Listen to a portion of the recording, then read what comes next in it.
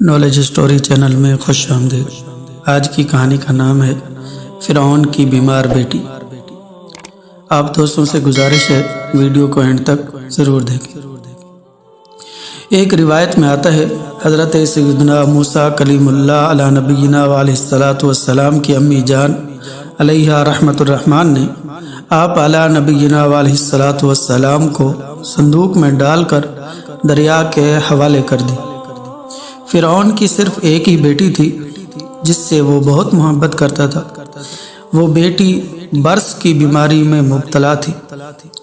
فرعون نے اس کے بارے میں طبیبوں اور جادوگروں سے مشورہ کیا تو انہوں نے کہا، اے بادشاہ، یہ فقط اسی صورت میں ٹھیک ہو سکتی ہے جب دریا میں سے انسان جیسی کوئی چیز مل جائے اور اس کا لعاب یعنی تھوک لے کر اس کی برص والی جگہ پر لگایا جائے، اور یہ بھی اسی وقت ممکن ہے جب فلاں دن اور فلاں مہینہ ہو اور سورج بھی خوب روشن ہو۔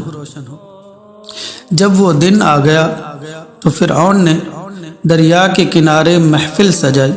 اس کے ساتھ اس کی زوجہ حضرت سیدتنا آسیہ رضی اللہ تعالیٰ عنہا بھی تھی، جو کہ بعد میں حضرت سیدنا موسیٰ علی نبینا علیہ الصلاۃ والسلام پر ایمان لے آئی تھی۔ دریائے نیل سے ایک نہر نکل کر فرعون کے محل کی طرف آتی تھی۔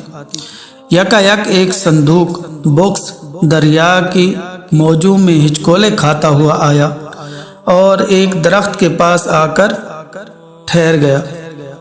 فرعون نے حکم دیا، جلدی سے وہ صندوق میرے پاس لایا جائے۔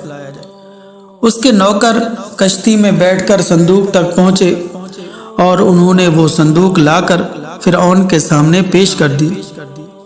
خدام نے صندوق کھولنے کی کوشش کی لیکن نہ کھلا، توڑ کر کھولنا چاہا لیکن نہ ٹوٹا۔ فرعون کی زوجہ حضرت سیدتنا آسیہ رضی اللہ تعالیٰ عنہا کو اس صندوق کے اندر ایک نور چمکتا نظر آیا جو دوسروں کو دکھائی نہ دیا۔ جب حضرت سیدتنا آسیہ رضی اللہ تعالیٰ عنہا نے صندوق کھولنا چاہا تو آسانی سے کھل گیا۔ اس صندوق میں ایک چھوٹا سا بچہ تھا جس کی آنکھوں کے درمیان نور جگمگ جگمگ کر رہا تھا۔ اللہ تعالیٰ نے ان لوگوں کے دلوں میں اس بچے کی محبت ڈال دی۔